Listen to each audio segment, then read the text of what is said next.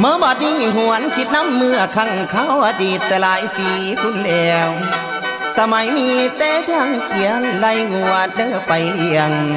เศร้าน้ำเที่ยงหน้าน้อยคอยแนบงัวกินหญ้าอ่อนดอกคำเอ้ยตาวิลอนละขอบฟ้าจังคืนบ้านกินสถาน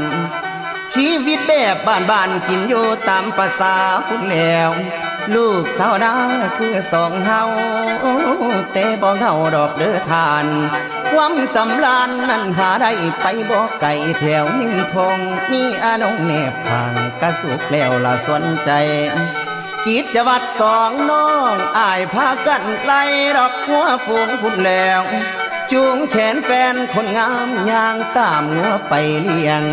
เสาวนำเที่ยงนางน้อยโอ้โอ้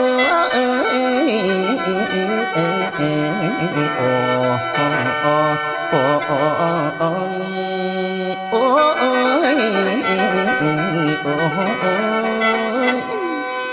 เมื่อบัดนี้เสาวนำเที่ยงหน้าน้อยคอยฟังเสียงหมากกะลงไหลหัวลงเลาะเลี่ยงเล่นยาให้ทงแฟน